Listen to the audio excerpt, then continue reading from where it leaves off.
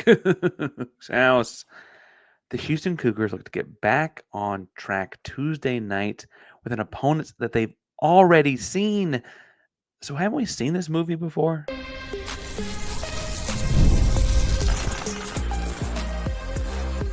You are Locked On Coogs, your daily podcast on the Houston Cougars, part of the Locked On Podcast Network, your team every day. Welcome to Locked On Coogs Daily Podcast about your Houston Cougars. I'm your host, Houston-born teacher and coach Parker Ainsworth. Whether you're a Houston fan or just a hater who came to step by, thank you for making Locked On Cougs your first listen of the day, because you're making us your first listen each and every day here at Locked On Cougs. If you want to join the conversation, but you don't know what to say, tell us in the comments down below.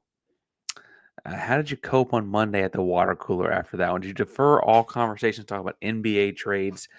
Because that's certainly what I did. Today's show is brought to you by FanDuel, America's #1 sports book. And Houston, in today's episode, is looking to get past the weekend, flush the Texas Tech game, move forward by focusing on Oklahoma State on Tuesday night. Now, Houston already played Oklahoma State once this year. Talk a little bit in the first segment about what is different between now and then. Talk in the second segment about what schematic changes you could see shift in this one. And last but not least, we'll talk about what stakes are there this week, frankly, for the Houston Cougar men's basketball program. But like I said, it feels familiar, feels like a replay, that because it kind of is. These two teams already met once this year. Houston won 60-47, although I would stress that it was 58-36 with about 3.5 minutes to go in that game. That feels more indicative of how the game felt.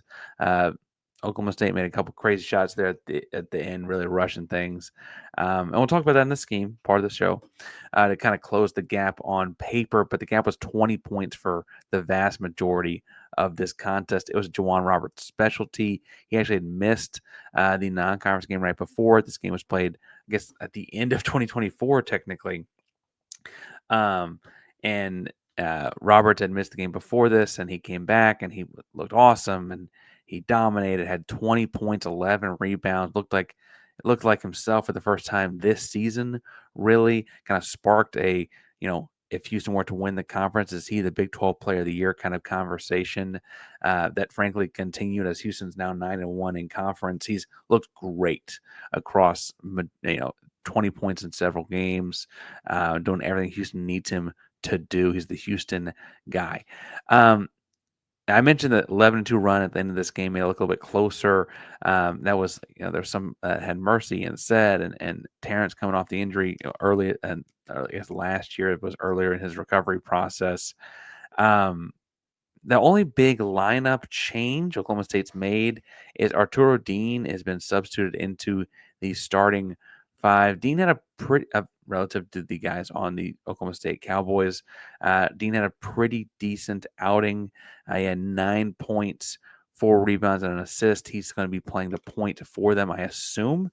He started most of the last few games at point for Oklahoma State, and a shift in their lineup. Otherwise, they look a lot alike they have in the past.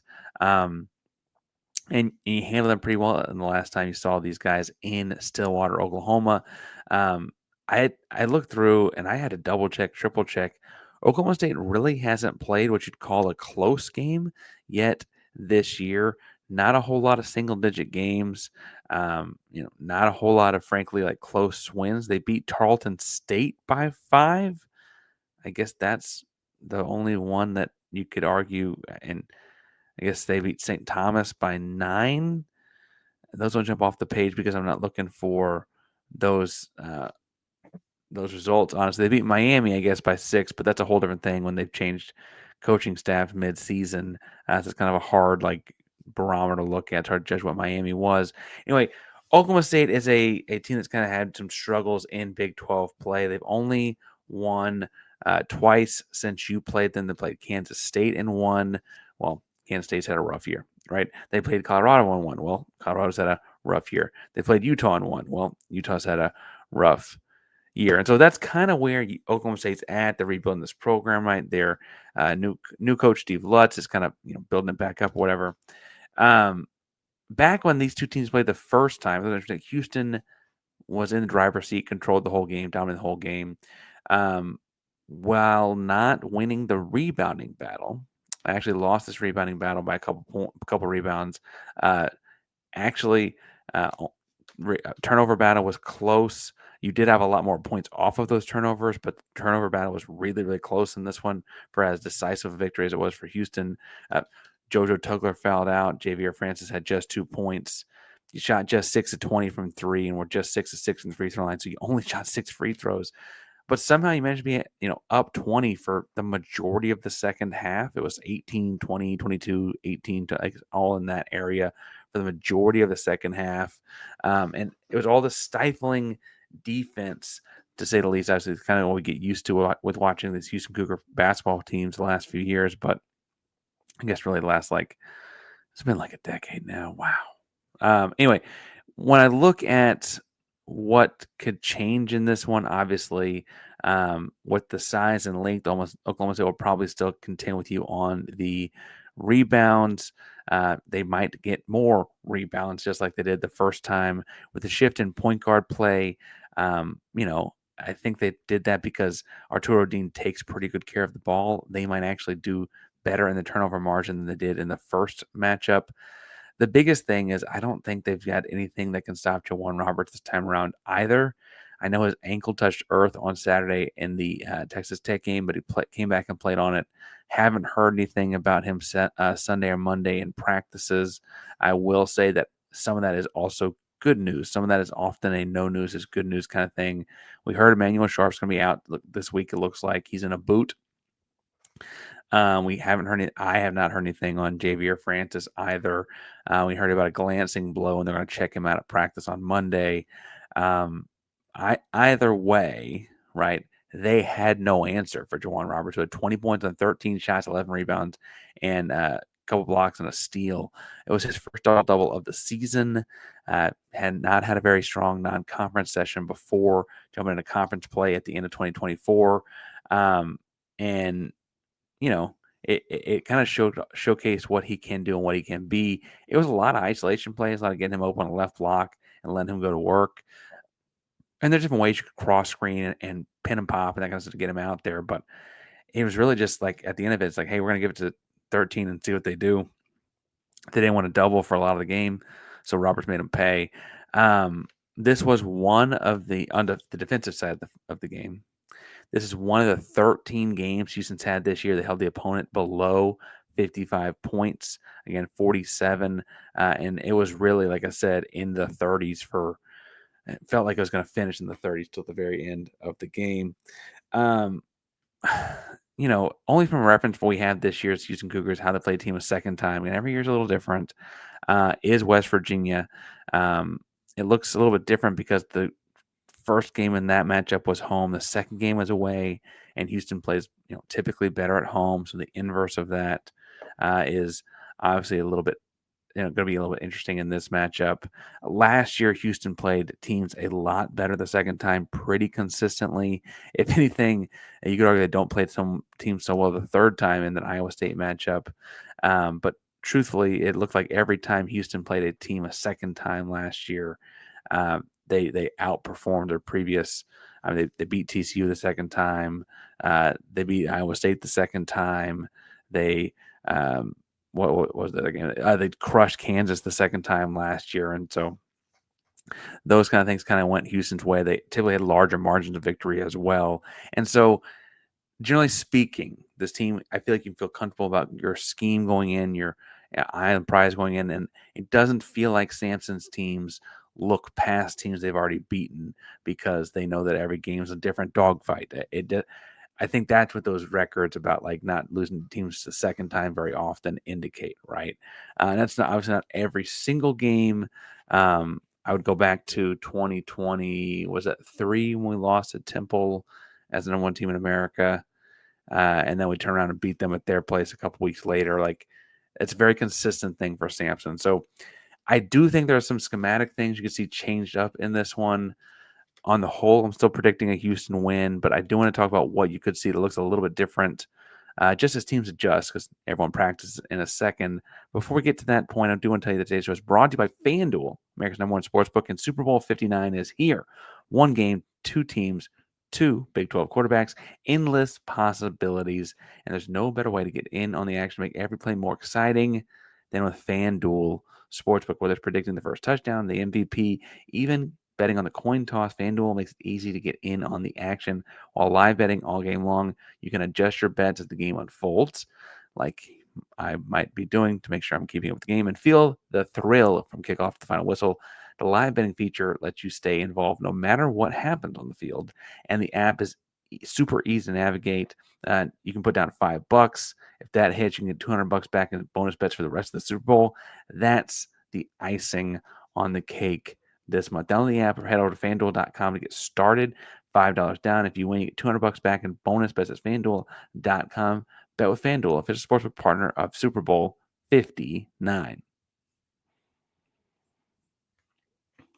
Parker Ranger, Locked On Coogs. You're talking about Houston and Oklahoma State meeting a second time, this time in the Fertitta Center, as Houston is ready to host the Pokes. Now, Houston won the first matchup 60-47, and I've said in the first segment, I'll say it again, it really wasn't even that close, right? 3.5 minutes to go, Houston's up 20 and kind of, lets the foot off the gas. Oklahoma State hit a couple shots. Houston tried to stall the ball out on shot clock kind of stuff, and it didn't go, it got closer than it maybe felt like.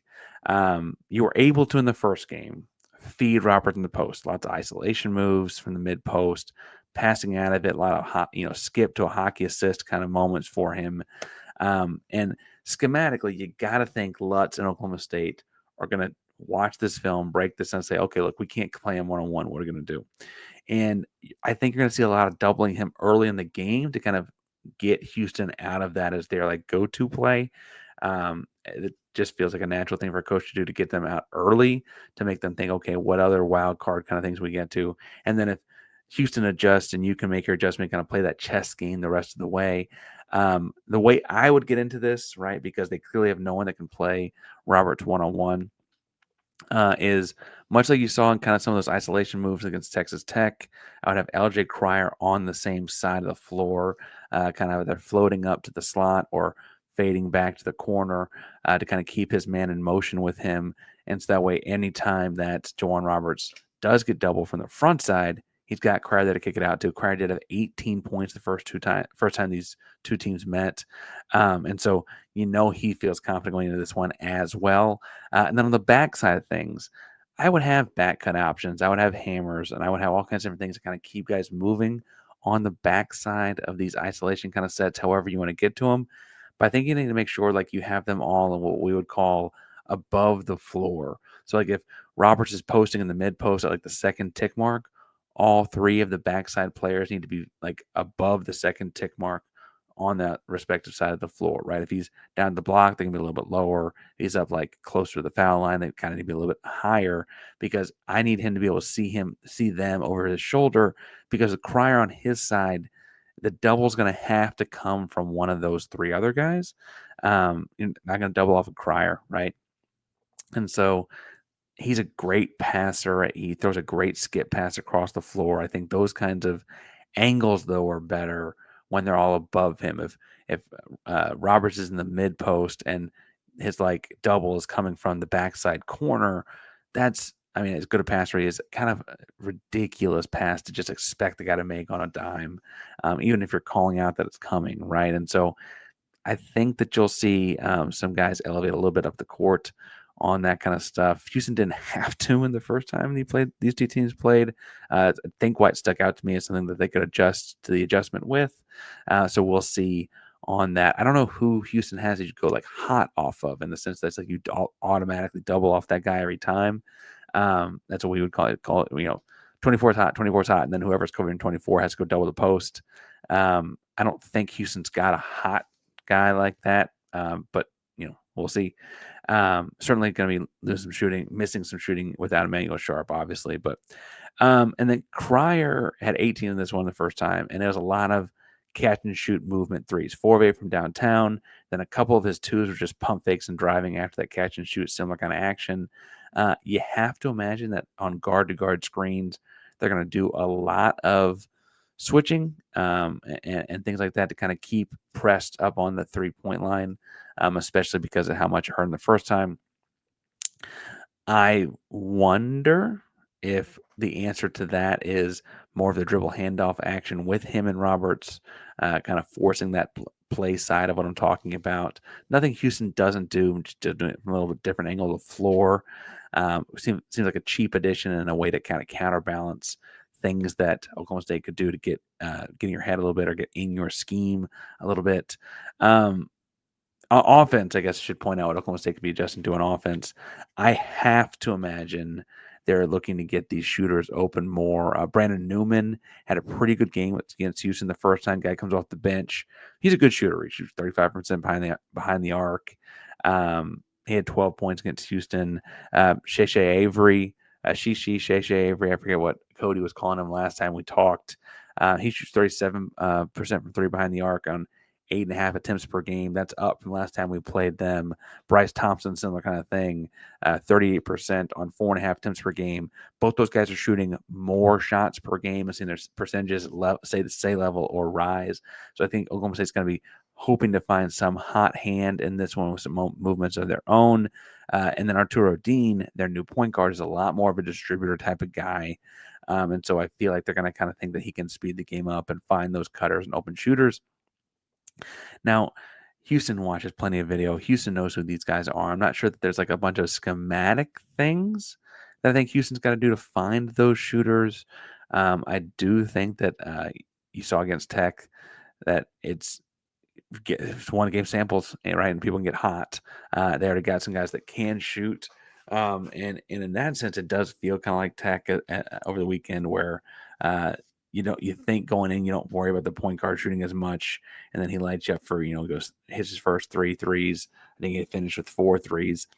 They have shooters around this point guard a lot like Tech does. Now Tech's guys are better at other aspects of basketball. I'm not going to go into too much detail, but I think you can run some of these Oklahoma State guys off the line and kind of live with the results after that. But on the whole, I would look at like what kinds of things can you do to make sure that there are no catches in either slot or either wing. And that's what I would think they're trying to take away is all that slot and wing action to pop out for 3. Again, the only guy that really hurts you on them, the first one was Brandon Newman, but Sheshe Avery and Bryce Thompson are shooting a lot more threes per game now, and they're pretty good shooters. So you want to make sure that you're out there covering them. I think that has to be a function of Arturo Dean being a point guard. I watched 1 or 2 a game and then a condensed game of them to get ready for this one since Tech. Mostly because I thought I kind of knew what about them, but when they have a new point guard, obviously you want to see what they do.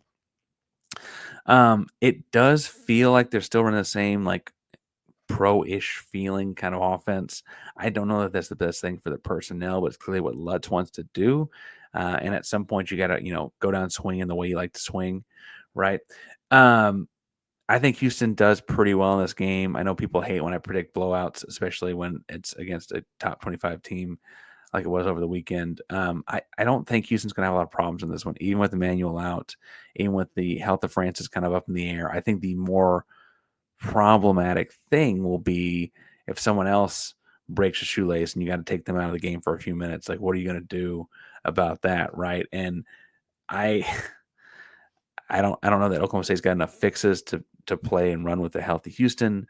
Houston could shoot the ball poorly and could have to rely on their defense. And obviously, Oklahoma State does rebound the ball pretty well in this matchup.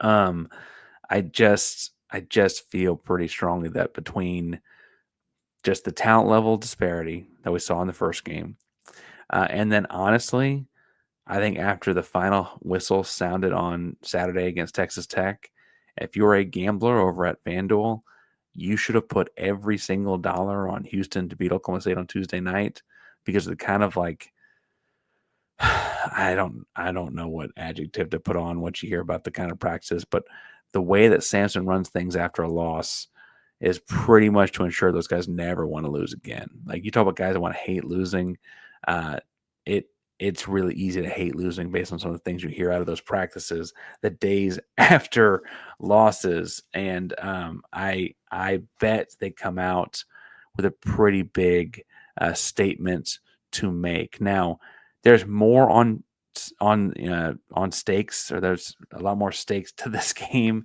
than just that. And I want to talk some about like what this week means for Houston coming off the Tech game, and how like the season is far from over. Obviously, you're halfway through Big 12 play in a second. But first, today's show is also brought to you by Intuit TurboTax, and this message is from Intuit TurboTax. Taxes used to be waiting and wondering and worrying if you were ever going to get any money back, and then you're waiting and wondering and worrying some more. Now, Taxes is matching with a TurboTax expert who can do your taxes as soon as today. An expert who gives you your taxes their undivided attention, and as they work on your return, you get real-time updates on their progress. You can focus on the rest of your day. An expert will find you every deduction possible, file every form, every investment, everything with 100% accuracy. So all you make sure you can get all you can to get the most money back guaranteed. No waiting, no wondering, no worries. This is Taxes. Get an expert now at turbotax.com. Only available with TurboTax Live full services. Real-time updates only on iOS mobile app. See guaranteed details at turbotax.com/guarantees. Park Ranger Locked On Coogs here, talking about Houston and Oklahoma State meeting for the second time this season on Tuesday night. Now, a lot of things at stake for Houston this week, coming out of the malaise that was the Texas Tech game over the weekend, right? Luckily, you didn't have a big Monday game. You got an extra day there to rest for Tuesday night Big 12 action. And I think it's surprising as any with how 11 top 25 teams lost on Saturday. So Houston, with a 1-point loss at home to a top 25 Texas Tech team, actually moved up a spot in the AP poll, went from 6th to 5th. Texas Tech jumped from 22nd to 13th for what it's worth. But there's just that's just how much carnage there was at the top of this one. Now, I don't mean to say that like they're focused on AP rankings and things like that in the Houston Cougar locker room, but I do think like that shows that people are expecting a lot out of you as a program, that you can take a loss and move up a spot in the AP poll, kind of no matter what happened around you, honestly. So that's one of the things I think is at stake, is things worth keeping an eye on in this game. I think the Emanuel Sharp thing, he's going to miss the week, and we'll talk in a second about how this could be the best week of the season for him to miss, at least of the Big 12 season. But honestly, you hadn't seen this team. Having two shooters on the floor, both Sharp and Cryer, helps this team out a lot on offense. With Cryer on, who's going to be the other guy to pull the floor the other direction? Who's your other spacer? What you're going to do? Big picture kind of thing. I think Houston finds a way to win on Tuesday anyway, even if they can't find that. But in terms of like finding your identity as a team, you kind of want to know who that is. Francis is questionable as they're recording this podcast. By the time you've heard this, you might have heard more on that. Francis took a hit to the nose-face area. It sounds like they're going to try and evaluate him some on Monday after giving him Sunday to kind of recover. So we shall see. The biggest thing there is Houston's a lot thinner in the front court. And so while obviously it'd be great to have Javier Francis at 100% health because he's really good, coming off the bench, he's really excelled in that role this season as the bench big. It also behooves them to just have more guys there for when foul trouble is inevitable. As I mentioned in the first segment, JoJo Tugler did foul out in the first matchup between these two teams. And it's interesting because you got this week, right, where like you don't know what Francis' health is going to be, you don't know what Emanuel's health is going to be, etc. And I'm very serious to say I don't think it's a Big 12 week. It could have been better. You've already played this team, you already beat this team, you already know who this team is. You feel like you did it pretty comfortably at their place. So again, you should shoot better at home. You should have some crowd there on Tuesday night. Certainly a lot more people in red than orange, but we'll see. That's Tuesday night. Saturday, you're heading to Colorado, and this could change between now and then. But as of the recording of this podcast, Colorado still has not won a Big 12 basketball game. They're 0-10 officially in conference, but they also played Iowa State at one of those Thanksgiving area tournaments. And so they're technically kind of 0-11 in conference. The only power, this is hilarious to me, so I want to emphasize this. The only Power 4 team or Power 5 team in basketball that uh, that Colorado has beaten is UConn, which is crazy that they did it in Maui. UConn struggled in Maui, but still kind of crazy. Like Colorado's losing to Iowa State by 28. Colorado is losing to what else is on here? BYU by 16. They lost to Arizona State in the final minutes. They lost to TCU by 11. For Colorado in the Big 12. You get them next Saturday, right? Now you have to go up to Boulder. Anything can happen in any given Saturday. Anything can happen on the road. It's a weird place to play. You got to go up in elevation. And frankly, they're going to be chomping at the bit to do something. They play Houston on Saturday and Kansas the following Tuesday. So you got to kind of feel like they're looking for something, anything, right? But that being said, KenPom has these as a Tuesday with a 98% chance and Saturday with a 91% chance, giving some respect to the road game there to win. And the analytical models are all saying that these are games that you should win as Houston. And so as you're looking to get back on track this week, you're looking to rest Emanuel this week. You're looking to kind of get back to the drawing board and kind of focus on your fundamentals and basics. And, hey, why are we getting out rebounded in these spots? Hey, why are we turning the ball over in these spots more? Hey, and you're trying to fix those things. It's not like you're reinventing the wheel or throwing the baby out with the bathwater. You lost by 1 point at home to a team that's currently in the top 15, right? Could you play better? You could have played a lot better. Could you have won that game even without playing a whole lot better? Yeah, you could hit 1 or 2 more free throws down there in the stretch, front into that 1-1 at the back end until you're at 5. Like those kinds of things obviously added up. But as you're looking at this week, this get right week of sorts, I think you got every reason to feel confident about kind of, refining your focus, refining your center with Oklahoma State and Colorado. And then on Monday, February 10th, Baylor comes to town. And I think Houston's better than Baylor. Baylor's got some really good wins, right? And so they got really athletic freshmen too. And so you're kind of hoping that you're finding yourself getting back on track between now and then, so you can fly home from Colorado on Saturday, get ready for Baylor on Sunday, and go kind of reassert yourself as the alpha in the conference on Monday evening. Now we'll be following that each and every day here at Locked On Cougs. As more football news comes up, I just got a notification. It sounds like some offensive lineman class 2026 committed. That's going to be a big deal. We're talking class 2026 and some transfer portal stuff as well with a guest we'll talk about later this week. So all kinds of fun stuff going here at Locked On Coogs. Hit subscribe, hit the bell so you know we're live. Locked On Coogs, primarily Locked On Podcast Network. That means your team every single day. Go Cougs.